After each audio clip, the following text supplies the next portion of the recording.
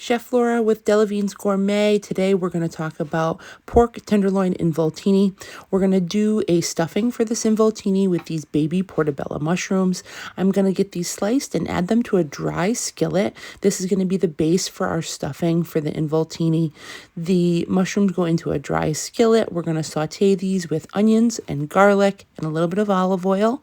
Then we're going to add some chopped dried mission figs. The figs are going to add a real sweetness, and we're also going to add a little bit of Marsala wine. This is going to pair the whole stuffing together.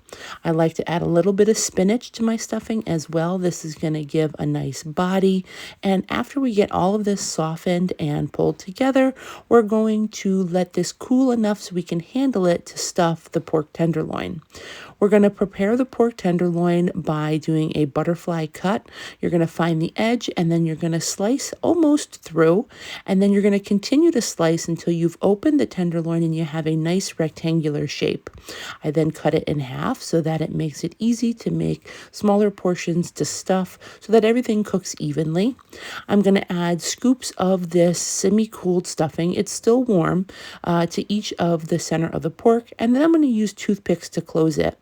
After I get each of the pork tenderloin pieces stuffed and closed with the toothpicks, I'm going to add some olive oil to a skillet, and we're going to get the skillet super hot.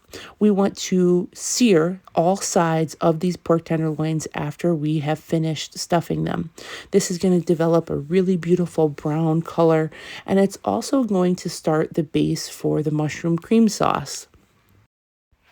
This recipe, while it looks a little bit difficult, it's really pretty simple to do. If you don't want to use toothpicks, you can use butcher's twine and tie these into little parcels. The idea is just to make sure that the stuffing stays inside of the pork tenderloin while you're performing the sear, and also you don't want the stuffing to leak out into the mushroom cream gravy that we're going to make next. Because this stuffing is relatively moist, you're going to create a really nice juicy pork. Sometimes pork tenderloin can be easy to overcook and can be very dry, but by doing the sear that we're going to do, it's going to help create this great depth of flavor. You don't want to overcrowd the pan. You do want to make sure you leave enough room that the oil can really crisp up all of the sides. While we're waiting for these to crisp up, we're going to start the base for our mushroom stock. I've got some garlic that's already in my bowl, and then I also have some dried wild hen of the woods mushrooms. I'm going to steep them with about 2 cups of hot water. This is going to just hydrate them and create a nice mushroom broth. So the pieces are nice and brown. We're going to pull them out of the skillet and just set them aside. While they are set off to the side, I'm going to use a wooden spoon, and we're going to scrape all of the browned bits that are left in this skillet, and we're going to add 2 tablespoons of butter. As soon as the butter has melted, you're going to go ahead and add your flour mixture. I use a little bit of flour, some paprika, and my Delavine Savory New England Spice Blend. You're going to stir this in, get it to incorporate completely into the oil and the butter, and you're going to continuously scrape the bottom of the pan to get all of those caramelized pieces mixed up. Then I'm going to add my mushroom water and those mushroom pieces right to the skillet, and I'm also going to add a little bit of cream, about a half a cup, and a little bit of Parmesan cheese.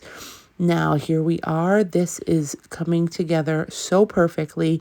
It has browned in the pan, then rested in the mushroom gravy, and we're going to cut generous slices of these and serve with a little drizzle of the mushroom gravy over the top. This pairs perfectly with some red wine, and all you need to do is get some extra virgin olive oil from Delavine's Gourmet. The Montesi Family Reserve is my absolute favorite to cook with, and it pairs so well with so many different recipes. So definitely go visit shopdelavines.com, and we have more recipes and great things to taste. And if you're local to Waterbury, join us for a cooking class.